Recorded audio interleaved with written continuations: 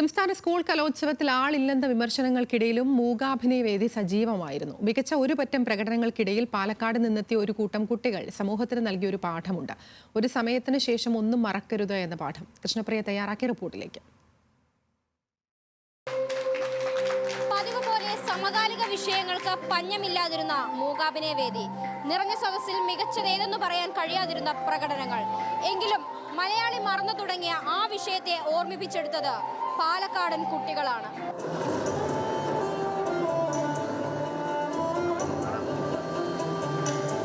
മൂകാഭിനയ മത്സരം നടന്ന Vazhuthacaud Carmel school.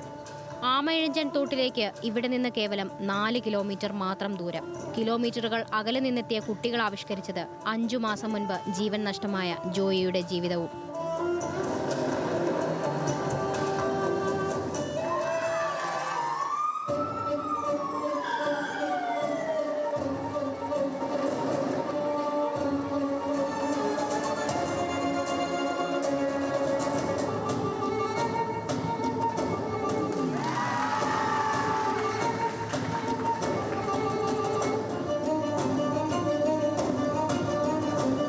ദിവസങ്ങൾ ചർച്ച ചെയ്ത വിഷയത്തിനും അപ്പുറം മാധ്യമങ്ങൾ ശ്രദ്ധ കൊടുക്കാതിരുന്ന മറ്റൊരു ജീവിതം അയാൾക്കുണ്ടായിരുന്നു. മകൻ നഷ്ടപ്പെട്ട ഒരമ്മയുടെ വേദന പക്ഷേ ഈ കുട്ടികൾ കണ്ടു. നമ്മളെല്ലാവരും മറന്നാലും ആ ഫാമിലിത്തെ ആരും മറക്കില്ലല്ലോ.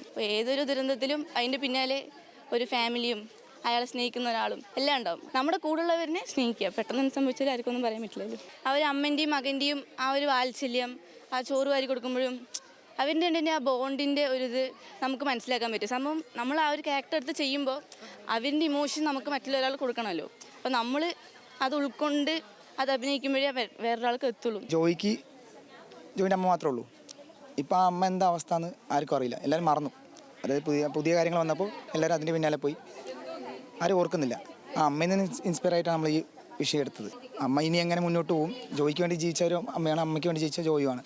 നമ്മൾ ജനങ്ങൾ തന്നെയാണ് അയാൾ മരണത്തിനൊരു കാരണം. ഒരു സമയം കഴിഞ്ഞപ്പോഴാണ് നമ്മൾ ഇത് വൃത്തിയാക്കാൻ ഓർക്കുന്നത്. മുമ്പേ ചെയ്താണെങ്കിൽ ഇങ്ങനെ ഒരാൾ മരിക്കില്ലായിരുന്നു.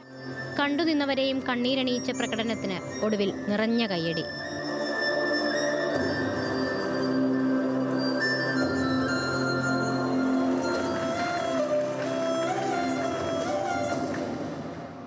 അമ്മയും മകനും തമ്മിലുള്ള ഒരു ബോണ്ട്, ആ ഒരു ഇമോഷൻ ബോണ്ട്, അത് നല്ല ഫീൽ ചെയ്തിട്ട് ചെയ്യാൻ പറ്റിയിട്ടുണ്ടായിരുന്നു. പ്രാക്ടീസ് ചെയ്യുമ്പോഴൊക്കെ ജോയ് വെറും 1500 രൂപ കൂലിക്ക് വേണ്ടിയിട്ടാണ് ഈ ആമയിഴഞ്ചൻ തോട്ടിൽ മാലിന്യം വൃത്തിയാക്കാൻ വേണ്ടിയിട്ട് ഇറങ്ങുന്നത്. അത്രയും ദാരിദ്ര്യം ഇതിൽ കാണിക്കുന്നുണ്ട്. നല്ലോണം നല്ലൊരു ഇത് കാണിക്കുന്നുണ്ട്. അതൊക്കെ ഭയങ്കര രീതിയിൽ എക്സ്പീരിയൻസ് ചെയ്യാൻ പറ്റും. 5 മാസമാകുന്നു പാലക്കാട് നിന്ന് തിരുവനന്തപുരത്തെത്തി ഇവിടുത്തെ കഥ തന്നെ പ്രമേയമാക്കുമ്പോൾ അത് അധികാരികൾക്കും ഒരു ഓർമ്മപ്പെടുത്തലാണ്.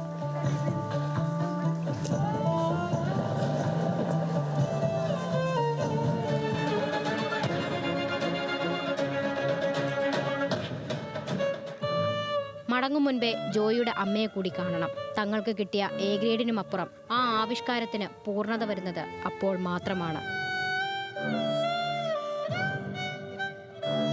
രതീഷ് കട്ടേലയ്ക്കൊപ്പം തിരുവനന്തപുരത്ത് നിന്ന് കൃഷ്ണപ്രിയ, ന്യൂസ് മലയാളം.